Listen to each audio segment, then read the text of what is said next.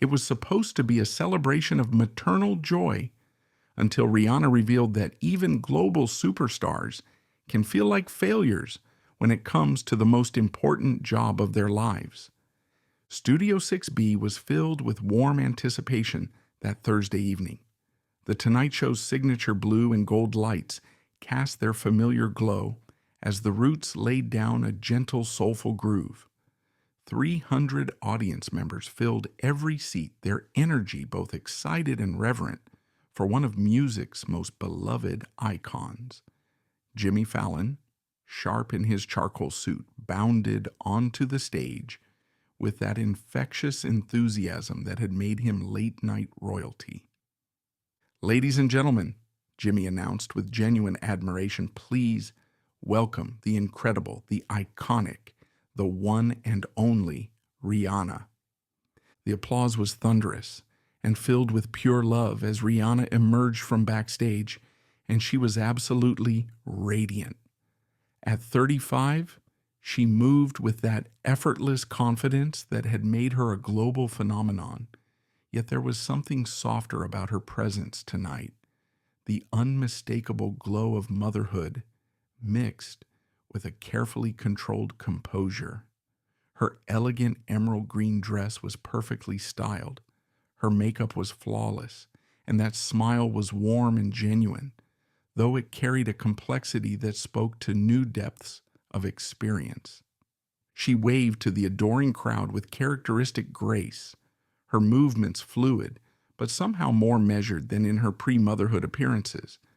When she spoke her first words, "Hey Jimmy, hey everybody," her voice carried that familiar Rihanna confidence, but there was a gentleness to it that hadn't been there before.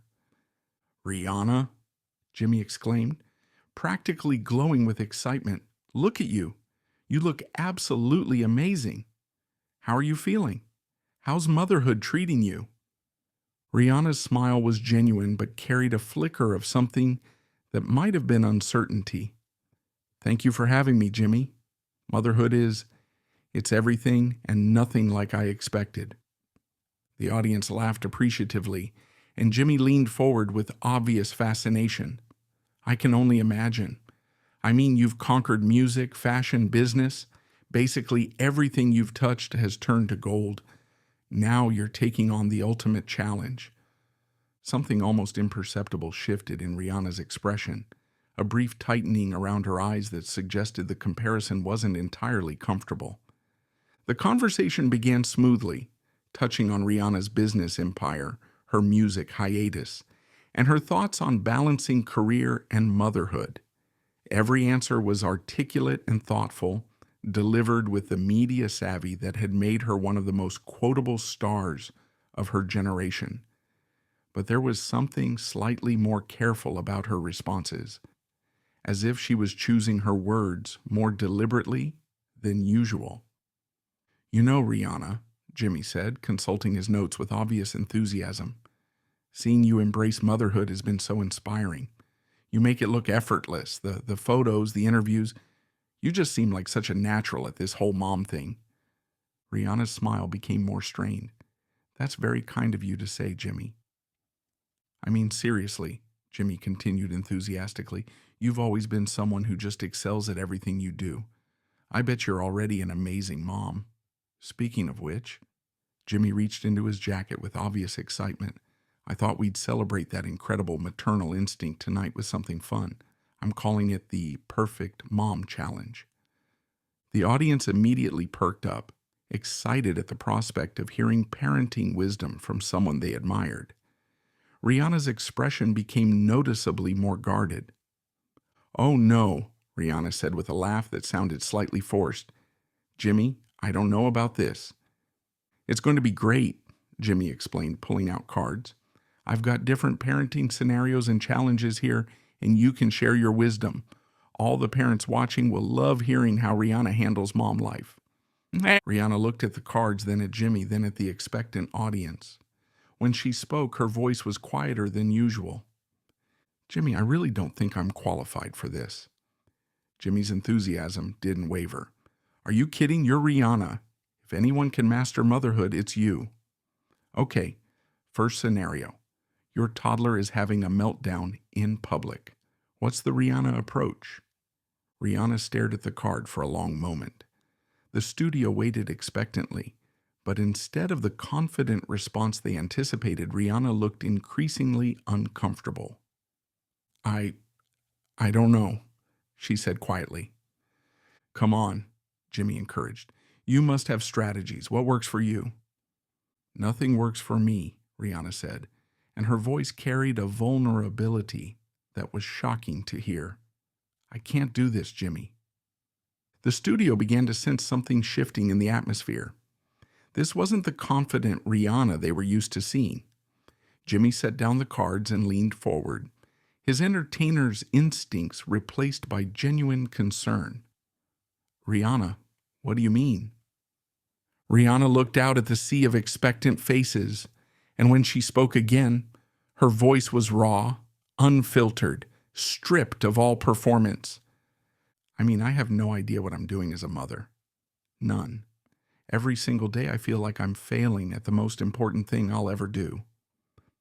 The audience was completely transfixed. This wasn't the Rihanna they knew from red carpets and award shows.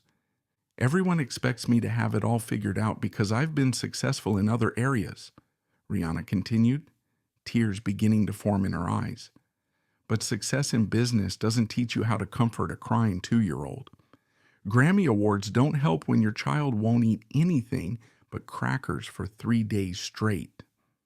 The pain in her voice was so raw that several audience members were visibly moved. Jimmy made a decision that transcended television. He stood up from behind his desk and walked around to sit in the chair beside Rihanna. This wasn't entertainment anymore. This was one parent trying to comfort another who was clearly struggling. When did you realize you were being too hard on yourself? Jimmy asked gently. Every day, Rihanna replied immediately.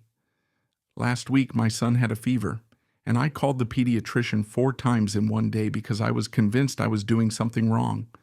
The nurse finally had to tell me that being worried doesn't make me a bad mother. It makes me a mother. The vulnerability in her admission was heartbreaking. The worst part is, Rihanna continued, I've built this empire, this image of being unstoppable. And then my 2-year-old looks at me with those big eyes when he's upset, and I have no idea how to fix it. I can run $1 billion company, but I can't figure out why he won't go to sleep. Jimmy stayed quiet, letting her continue. You know what's really messed up? Rihanna asked, and there was something almost desperate in her question. I Google everything. Rihanna, who supposedly has all the answers, is on parenting websites at 3 a.m. trying to figure out if it's normal that my kid only wants to wear one specific shirt. Tears were flowing freely now, and the sight of Rihanna, usually so composed, so powerful, crying about feeling inadequate as a mother was profound. I love him so much it physically hurts, Rihanna said, her voice breaking. But what if love isn't enough? What if I'm screwing him up? What if all my success means nothing because I can't even get the most basic mom things, right? The silence in the studio was complete, except for the sound of Rihanna's quiet crying. Rihanna, Jimmy said with profound gentleness, can I tell you something? What you just described, that worry, that overwhelming love, that feeling like you're not doing enough, that's not failure. That's motherhood. Rihanna looked at him with surprise. Really? Really? Jimmy said with conviction. Every parent I know feels exactly like this. The fact that you care this much, that you worry this much, that you love this much, that doesn't make you a bad mother. That makes you a great one. But I don't know what I'm doing, Rihanna protested. None of us do, Jimmy said simply. That's the secret no one tells you. Everyone is just figuring it out as they go. The difference is most people don't have to figure it out while the whole world is watching. A small smile began to creep across Rihanna's face through her tears. You know what I think? Jimmy continued. I think your son is incredibly lucky. He gets a mom who loves him so much that she worries about every detail, who cares so much that she researches everything, who wants to be perfect for him, even though perfection isn't possible. But what if my love isn't enough? Rihanna asked, and there was something almost childlike in the question. It is, Jimmy said firmly. It already is. The moment you brought him into the world, the moment you chose to love him unconditionally, you became exactly the mother he needs. When they returned from commercial break, they had a completely different conversation. Rihanna talked about the pressure to appear perfect while learning on the job, about the difference between loving someone and knowing how to care for them, about finding her own parenting style instead of trying to be every expert's definition of ideal. The thing about being a public figure and a mom, Rihanna said as the interview wound down, is that people expect you to have all the answers. But maybe the most honest thing I can say is that I'm learning every day, making mistakes every day, and loving harder every day. Jimmy nodded thoughtfully. And maybe that's exactly what good motherhood looks like. Maybe, Rihanna said, and for the first time in the entire interview, her smile looked completely peaceful. Maybe being imperfect is perfect enough. But perhaps the most meaningful response came from a young mother who wrote, Rihanna, I've been beating myself up for not having it all figured out. After watching your show, I realized that maybe the goal isn't to be perfect. Maybe the goal is just to keep loving, keep trying, and keep showing up. Thank you for proving that even superstars are just human beings doing their best. It wasn't just late-night television. It was a reminder that motherhood isn't about having all the answers, but about being brave enough to love someone more than you've ever loved anything, even when you have no idea what you're doing.